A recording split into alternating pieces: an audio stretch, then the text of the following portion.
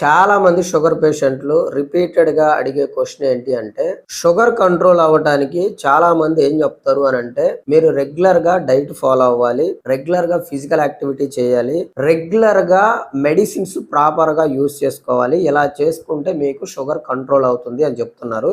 But మేము ఇవన్నీ strict గా ఫాలో అవుతున్నాము, కానీ మాకు షుగర్ కంట్రోల్ అవ్వట్లేదు.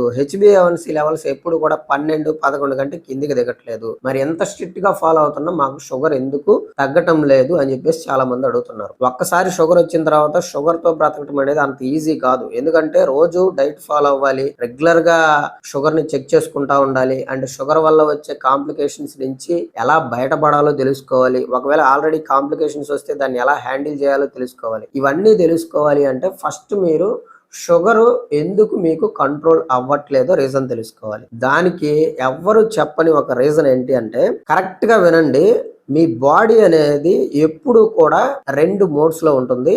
ఫస్ట్ మోడ్ ఏంటంటే పారాసింపాథటిక్ మోడ్, దీనిని రెస్ట్ అండ్ డైజెస్ట్ మోడ్ అంటారు.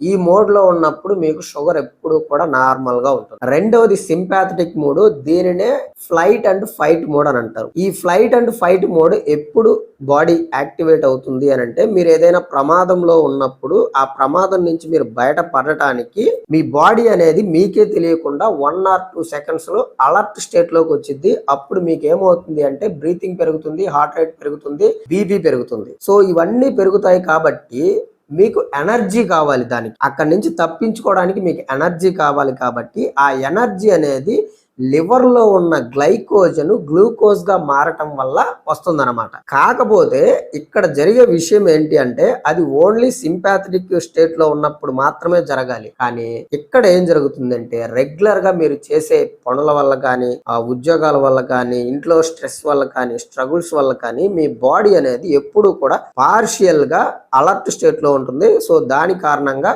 కార్టిసాల్ లెవెల్స్ అనేవి బ్లడ్ లో ఎక్కువైపోతున్నాయి.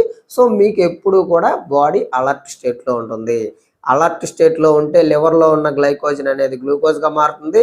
ఎప్పుడు కూడా బ్లడ్ లో గ్లూకోజ్ అనేది కాన్స్టెంట్ గా మెయింటైన్ అవుతుంది. మీరు ఎన్ని మెడికేషన్స్ వాడినప్పటికీ, ఎంత డైట్ తీసుకుంటున్నప్పటికీ మీకు షుగర్ అనేది కంట్రోల్ అవ్వదు. షుగర్ కంట్రోల్ అవ్వాలి అంటే మీరు ఎప్పుడు కూడా యాంగ్జైటీ, డిప్రెషన్, స్ట్రెస్, ఫియర్ ఈ 4టికి దూరంగా ఉండాలి. అప్పుడు మీకు షుగర్ కంట్రోల్లోకి వస్తుంది. ఇంకేదైనా డౌట్ ఉంటే ఒకసారి కామెంట్